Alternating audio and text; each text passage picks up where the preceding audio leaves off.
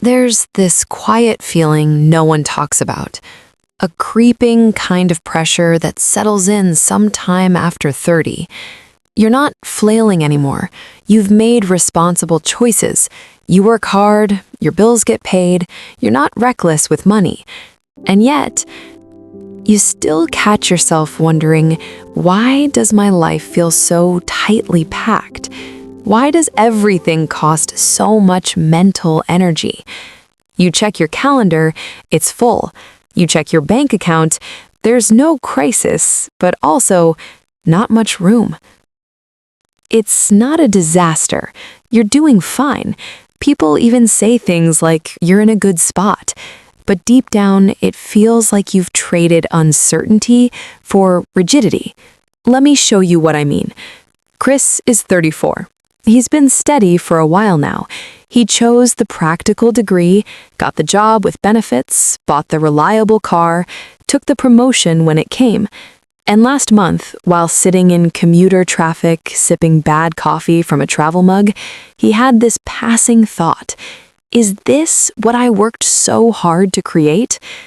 Not sadness, not regret, just a kind of quiet confusion. Is this it? This video is about that feeling, the invisible cost of playing it safe too long, and how more comfort in your 30s can sometimes mean less freedom later, unless you see it early. Because by the end of this video, I want you to see one thing clearly. Security isn't the same as flexibility, and the longer we postpone flexibility, the harder it can be to claim later. Here's the paradox. We're told that the way to create stability is to make solid, low-risk choices. Get the job with the pension, don't move around too much, stay in one affordable place, avoid debt, take the safe offer. And in some ways, that advice works. You do build stability. You do reduce uncertainty.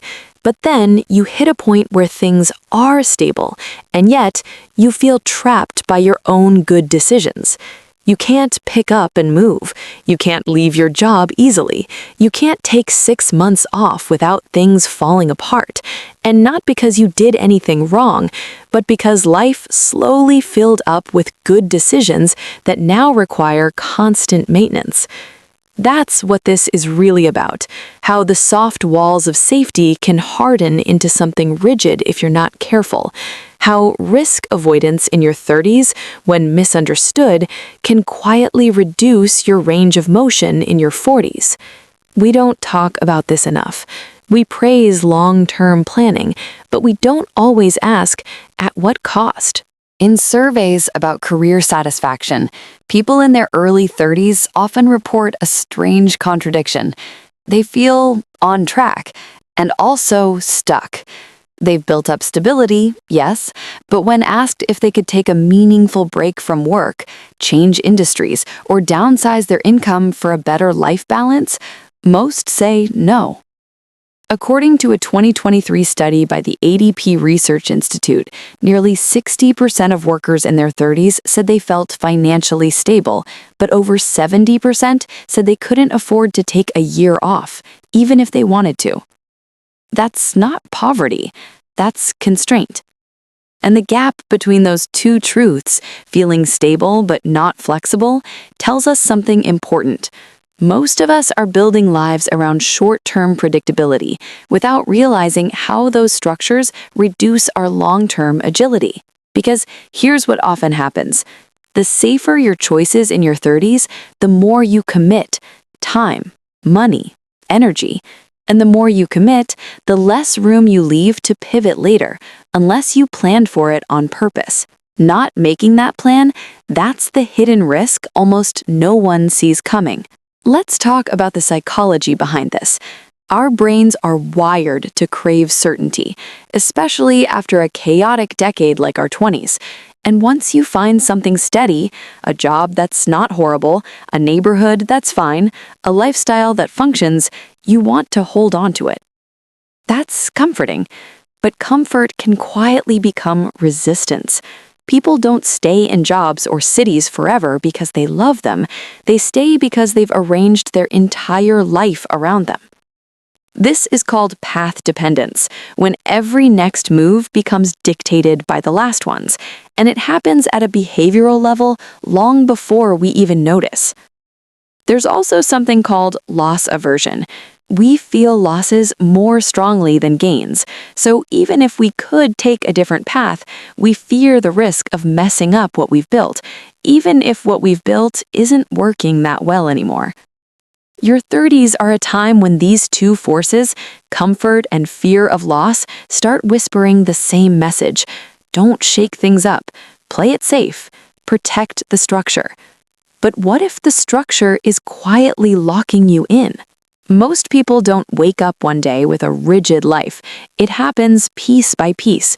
You start with the safe job, then get the car to match the commute, then comes the rent or the mortgage to match the job, then a pet or kids or a partner with their own commitments. All reasonable, all responsible, but each layer adds weight. More subscriptions, more repeat expenses, more things you'd have to undo to make a change. And if you're not careful, you build a structure that only works if everything stays the same. That's what playing it too safe can do. It doesn't ruin your life, it just quietly removes your optionality, one commitment at a time. You look up at 43 and realize, if I wanted to change direction, I don't really know how. Not without cost, not without disruption. This isn't about blaming yourself. This is about seeing earlier what kind of safety you're actually building, because the kind that shrinks your freedom isn't really safety. So, what's the alternative? There's a concept I keep coming back to: strategic flexibility. It's the idea of living slightly below your capacity, financially, emotionally, and logistically, on purpose, not out of fear, out of design. It's the opposite of maxing out what you can handle just to feel on track. It means leaving space in your budget, but also in your hours, not tying up every dollar or every weekday in obligations. When you live that way, you create something rare: slack, room to think, room to pivot, room to absorb life when it changes, because it will change. We tend to prepare for success, but flexibility is what prepares us for anything. And that's the quiet lever here. It's not about jumping into risk, it's about protecting your ability to make real choices when the moment comes.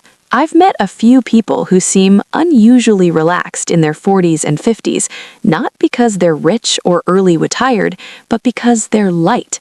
They still work, still have responsibilities, but their lives don't feel mechanically locked in. One of them, Dan, told me he made a rule in his early 30s to never have fixed expenses above 60% of take-home income. Even when his salary doubled, he kept his life mostly as is, and when he wanted to take 9 months off to support a family member, he could. He didn't have to ask permission from his budget. Another person, a woman named Erica, took a less linear path intentionally. She worked contract jobs, moved cities more than once, and resisted pressure to buy when everyone else was owning. People told her she'd regret it. She doesn't. What they both have in common isn't luck or genius, it's that they made space first, then decisions, and they avoided over-structuring their lives in ways they couldn't undo. They practiced flexibility, like a muscle, before they needed it. Let's say two people both earn $95,000 by their mid-30s. Alex takes the predictable route, buys a home at the top of their approval limit, finances the car for the commute, and builds a lifestyle that fits neatly, maybe too neatly, around the paycheck. Jamie chooses a path that feels a little less impressive, renting instead of buying, driving an older car, building up a strong emergency fund, slowly investing, keeping fixed obligations low. At 38, Alex is solid but tightly wound. Every option lives inside the current life structure. Trading lower salary for better hours? Cutting back to make space for caregiving or health or learning something new? Not really on the table. Jamie, meanwhile, doesn't earn massively more or less, but they can pivot.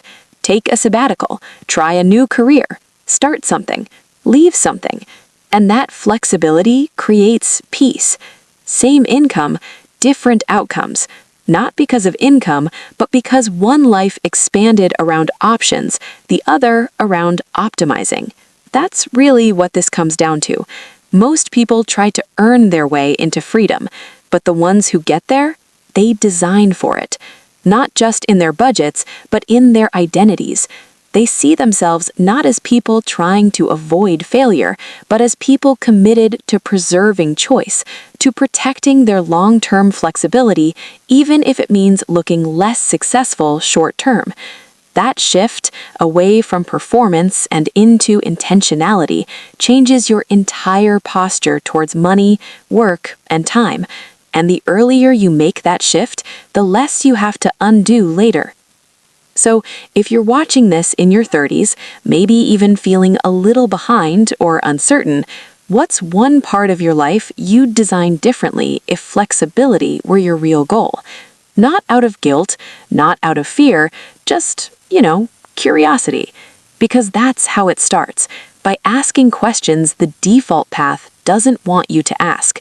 And if you've already built a life that feels heavy, maybe the better question is, where can I create a little more room again? Not all at once, just enough to feel yourself exhale. Thanks for being here. I'm glad we could talk about this.